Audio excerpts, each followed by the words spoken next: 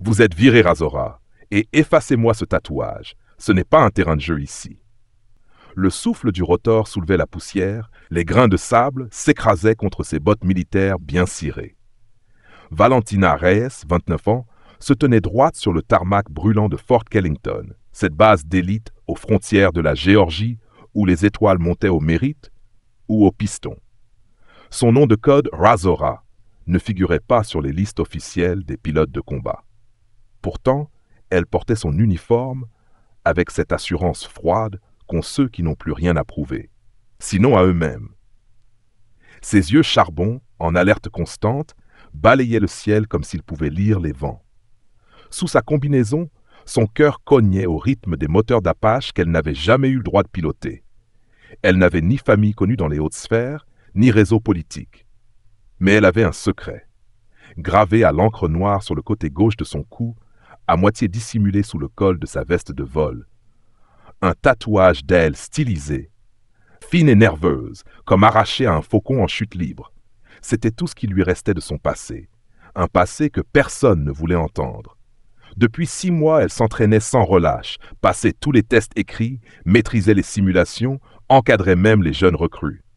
Mais quand arrivait l'heure de la sélection finale, il y avait toujours un nom. Un regard qui glisse. Un silence administratif. Ce matin-là, le couperet tomba officiellement. Le commandant de base lui tendit un dossier. « Reyes, vous êtes transféré au centre de surveillance logistique. Vous ne piloterez pas. L'état-major a tranché. » Une brûlure sourde grimpa dans sa gorge. Pas de procès. Pas de recours. Juste une mutation sèche. « C'est à cause de quoi exactement ?» demanda-t-elle, le regard planté dans celui du colonel Lyon, homme rigide à la mâchoire d'acier, réputé pour ne jamais fléchir. Il inspira lentement, sans répondre tout de suite. Puis, fixant l'aile tatouée sur son cou, il ajouta presque avec mépris « Et effacez-moi ce truc, c'est pas un putain de terrain de jeu ici !» Elle resta immobile. Sa respiration se bloqua. Ses poings se crispèrent. Mais elle ne dit rien. Elle le salua, tourna les talons et disparut. Mais ce que le colonel ignorait, c'est que ce tatouage appartenait à un homme qu'il avait autrefois juré d'enterrer à jamais. Un pilote disparu dans une mission fantôme classée top secret. Et que ce jour-là, sans le savoir, il venait de réveiller une vérité qu'il avait tenté d'effacer depuis 36 ans. La nuit était tombée sur Fort Kellington, froide et tranchante comme une lame d'acier oubliée sous la pluie. Dans le dortoir des techniciens de seconde classe, Valentina était restée assise sur son lit, droite, immobile, l'uniforme toujours sur le dos. Ses yeux fixaient le vide, mais en elle, un cyclone se levait. Autour d'elle, personne n'osait parler. Ses camarades savaient ce que ça signifiait d'être recalé, d'être rayé sans explication. Mais chez elle, il y avait autre chose. Une flamme sourde, une tension contenue. Sous sa paume droite, elle tenait un carnet jauni dissimulé dans une poche intérieure de son sac depuis des années. Il lui avait été confié par son père peu avant sa mort. Elle ne l'avait jamais ouvert en entier. Juste des bribes, des symboles, des mots codés. Mais ce soir-là, le rejet, l'humiliation, le nom du colonel, tout ça réveilla quelque chose. Elle l'ouvrit, lentement. Une page tomba. Une photographie. Un homme en combinaison de vol, grand, fier, souriant, avec ce même tatouage visible sur son cou. Elias Cortez, son grand-père. Le nom que personne n'osait plus prononcer dans l'armée. Sur la page suivante, un schéma manuscrit. Des coordonnées. Un mot griffonné en majuscule, Opération Tornado Echo. Et en bas, une phrase en espagnol écrite d'une main tremblante. « Si tu portes mes ailes, ne les laisse pas brûler en silence. » Elle n'en pouvait plus d'obéir à un monde qui ne voulait pas d'elle. Cette nuit, elle sortirait du dortoir, et elle trouverait ce qu'on lui avait caché. Quelques heures plus tard, dans l'obscurité de la zone logistique désaffectée, elle força la porte d'un vieux hangar électronique. Grâce à une vieille carte d'accès que son père avait conservée comme relique, un vestige de son passage sur la base dans les années 90, elle s'introduisit dans une salle oubliée. Au fond, un terminal désactivé. Elle retira les caches, rebrancha les circuits d'alimentation d'urgence et lança une ancienne procédure de diagnostic. Un système crypté s'ouvrit. Une vidéo apparut, datée du 17 mars 1989. On y voyait le colonel Donovan Lyon, jeune, nerveux, en uniforme de mission. À côté de lui, Elias Cortez. La voix du jeune Donovan dans la vidéo résonna dans la salle. « Cette opération est illégale, Elias. Tu ne reviendras pas. Ils vont te sacrifier pour couvrir leurs traces. » Et Elias répondit calmement, « Quelqu'un devra voler pour que les autres respirent. Si je ne reviens pas, ne laisse pas ma mémoire mourir. » La vidéo s'interrompit. Valentina recula d'un pas. Ses jambes tremblaient, son cœur battait à en exploser. C'était donc vrai, son grand-père avait été trahi, envoyé dans une mission suicide, et le colonel, celui-là même qui lui avait interdit de voler, avait été témoin. Elle sortit du hangar, le regard changé. La colère en elle n'était plus une blessure, c'était une arme. Le lendemain, à l'aube, elle se présenta au pied de l'Apache 907, celui-là même que son grand-père pilotait autrefois, toujours exposé comme trophée au musée interne de la base. Elle s'y posta debout, bras croisés, sans bouger, jusqu'à ce que Donovan passe devant. Et lorsque leurs regards se croisèrent, elle tourna lentement la tête, dévoilant son cou, le tatouage, l'aile. Il s'arrêta net. Le temps sembla suspendu. « Où as-tu ce tatouage ?» demanda-t-il, comme un homme qui voit un fantôme. Elle planta ses yeux dans les siens et répondit d'une voix aussi froide que le vent du matin, « De l'homme que vous avez laissé mourir pour sauver votre carrière. » Le passé venait de frapper à la porte du présent. Le colonel Donovan Lyon resta figé comme une statue de guerre brisée. La piste, la base, les soldats autour, tout s'effaçait. Il n'y avait plus que lui, cette jeune femme au regard d'acier et ce tatouage qui hurlait la vérité. Un long silence tomba. Il tenta de reprendre contenance. Il regarda à gauche, à droite, espérant sans doute échapper à l'instant, mais Valentina ne bougeait pas. Elle n'avait pas peur. Pas cette fois. Pas après avoir vu la vidéo. Pas après avoir entendu la dernière phrase d'Elias Cortez. « Je t'interdis de dire ce nom ici. Ce dossier est classé, pour des raisons de sécurité nationale. Tu comprends ?» Valentina avança d'un pas. « Non, monsieur. Je comprends que vous avez enterré un héros vivant et que vous avez menti, à tout le monde, y compris à vous-même. » Lyon serra les dents. Il n'aimait pas être défié, encore moins par une subalterne. Et pourtant, il sentait en elle quelque chose qu'il n'avait pas vu depuis Elias. Cette même conviction. Ce feu. Tu crois que ton grand-père était un martyr? Il n'a pas été abandonné. Il a choisi de partir. Il a refusé l'ordre de retour. Il s'arrêta. Parce que lui-même ne croyait plus à cette version. Valentina sortit la photo, la tendit sans trembler. Donovan la prit. Il la reconnut. Et en la retournant, il vit sa propre écriture. Ces mots qu'il avait griffonnés à la main il y a 36 ans, à celui ou celle qui saura voler sans trahir ses ailes. Une main sur son front, il recula, bouleversé. Pourquoi? Pourquoi maintenant? Pourquoi toi? Parce que l'armée ne m'a jamais laissé voler, mais mon sang, lui, n'a jamais cessé. Il resta longuement silencieux, puis il tourna les talons comme pour fuir, mais ses pas l'amenèrent jusqu'au hangar 8, le hangar interdit, celui des prototypes. Il déverrouilla la porte, fit signe à Valentina. À l'intérieur, une forme massive reposait sous une bâche.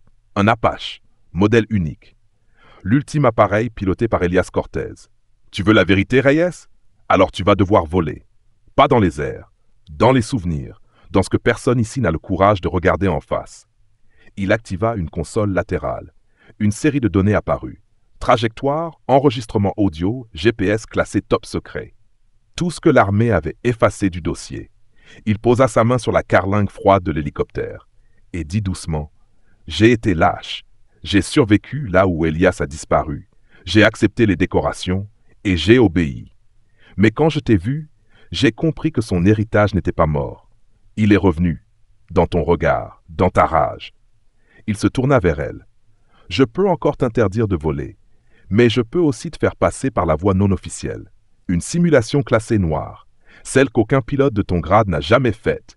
Et si tu réussis, alors tu voleras, vraiment, et tu sauras ce qu'il a traversé, ce que j'ai fui. » Valentina le fixa. Elle savait ce que cela impliquait. Si elle acceptait, elle devait réussir. Sinon, ce serait la fin, l'effacement définitif. Mais elle n'hésita pas. Lancer la simulation. Le hangar s'éteignit dans un grondement sourd, comme si la base entière retenait son souffle. Une lumière rouge s'alluma au-dessus du simulateur fermé. Classé Black Echo. Un programme fantôme destiné aux pilotes de guerre dans des situations impossibles, supprimé des protocoles officiels après la disparition d'Elias Cortez. Valentina enfila la combinaison intégrale, ses mains tremblantes d'adrénaline. Donovan la regardait sans un mot. Pour la première fois, il ne commandait plus. Il accompagnait. Il savait que ce qu'elle allait affronter n'était pas un test, mais un passage, une descente au cœur de ce que l'armée avait caché, et qu'elle seule, peut-être, pouvait encore faire émerger. Quand elle entra dans la capsule du simulateur, une interface tactile projeta un environnement sonore et visuel ultra réaliste. L'Afghanistan, mars 1989, vallée de Tirkash. Le dernier vol de Cortez. Elle prit les commandes. La voix synthétique annonça initiation de la mission Tornado Echo, extraction de renseignements prioritaires, interception ennemie imminente. Le sol défilait sous elle.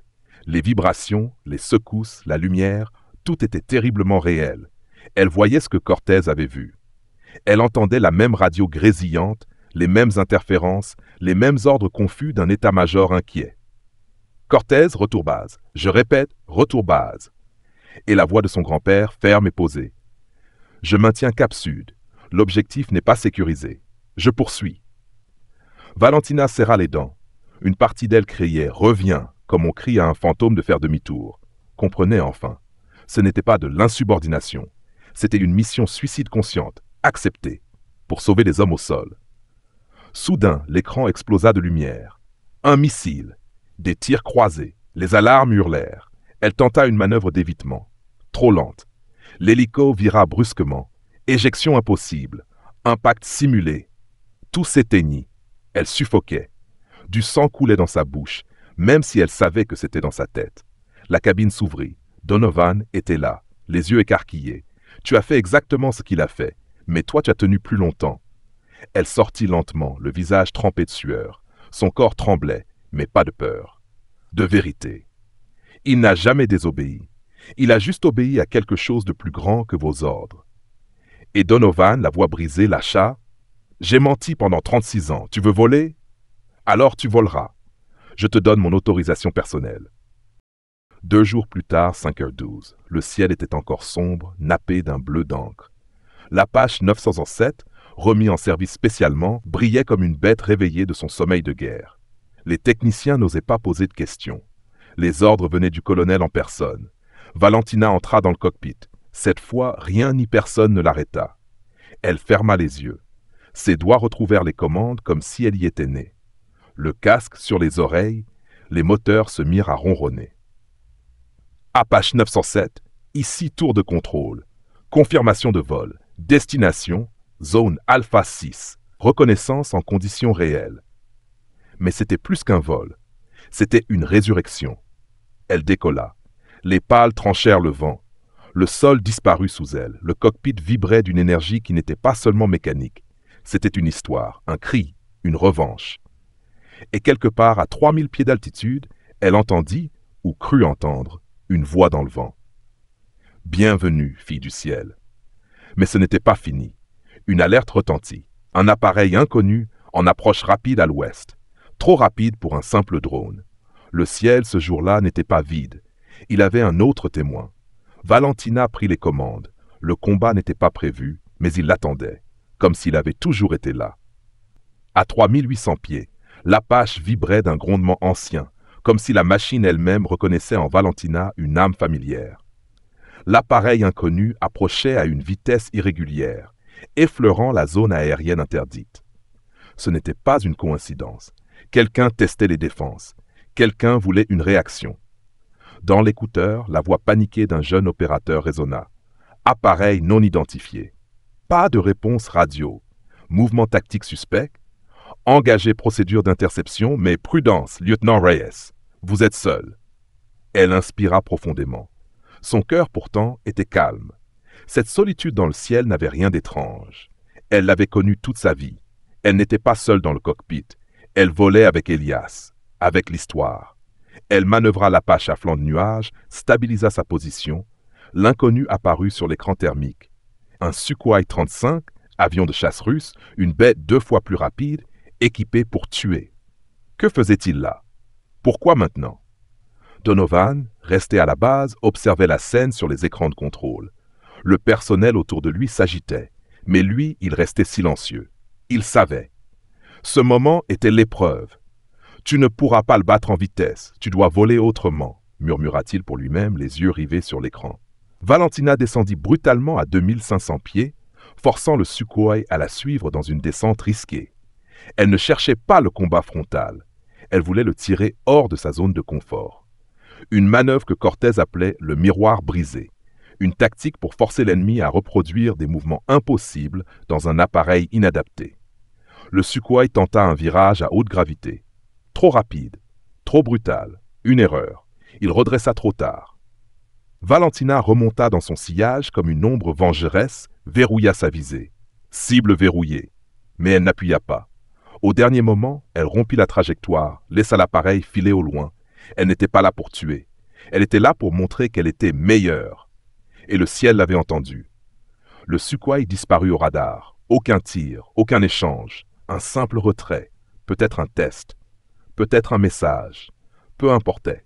Elle rentra à la base. Et quand elle se posa, toute la piste semblait attendre.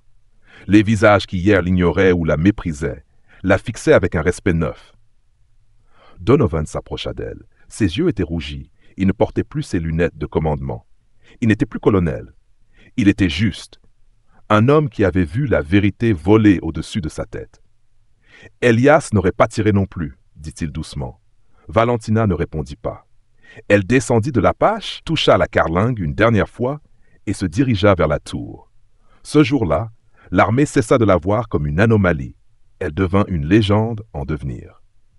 3 semaines plus tard, la salle de cérémonie de Fort Kellington était pleine à craquer. Des galons, des décorations, des journalistes, des figures politiques, tous réunis sous les mêmes néons glacés. Une rangée d'hommes et de femmes en uniforme attendait leur affectation officielle. Parmi eux, Valentina Razora Reyes, la seule sans insigne, la seule à n'avoir encore rien reçu. Elle se tenait droite, pas tendue, pas inquiète, juste là, ancrée. Le général Hawthorne s'approcha du micro.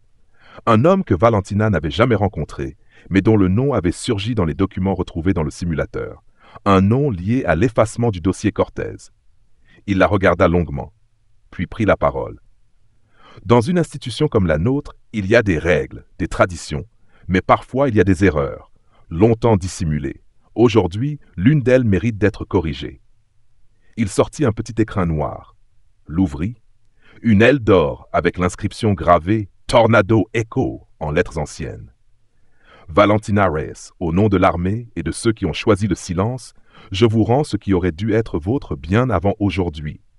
Non seulement le droit de voler, mais celui d'exister pleinement. Vous n'êtes pas la descendante d'un traître, vous êtes l'héritière d'un héros. Un murmure parcourut la salle. Puis un tonnerre d'applaudissements. Donovan, resté dans l'ombre, détourna les yeux. Trop tard pour demander pardon, mais assez tôt pour rendre justice. Valentina monta sur l'estrade, serra la main du général, puis prit le micro. La salle s'attendait à un discours militaire, formel, protocolaire. Mais elle dit simplement « Mon grand-père a volé seul, moi aussi. Mais aujourd'hui, je ne volerai plus jamais sans emmener d'autres avec moi. À tous ceux qu'on empêche de décoller, le ciel est à vous. N'attendez pas la permission, prenez-la. » Elle descendit, croisant les regards bouleversés de ses anciens instructeurs. Ils voyaient en elle ce qu'ils avaient toujours redouté. Quelqu'un qui change les règles, non pour les briser, mais pour leur redonner du sens. Quelques mois plus tard, elle devint instructrice à son tour, et quand elle enseignait les manœuvres d'évitement, elle racontait l'histoire du miroir brisé. Elle n'avait pas vaincu l'ennemi dans le ciel. Elle l'avait vaincu en elle, la peur de n'être jamais assez, la colère héréditaire, la honte silencieuse. Elle était devenue plus qu'un pilote. Elle était devenue la voix de ceux qui avaient été effacés. Le véritable vol ne commence pas quand on monte dans un cockpit, mais quand on ose défier l'histoire qu'on vous a imposée. Les ailes que l'on porte ne viennent pas des autres. Elles poussent quand on choisit de ne plus ramper.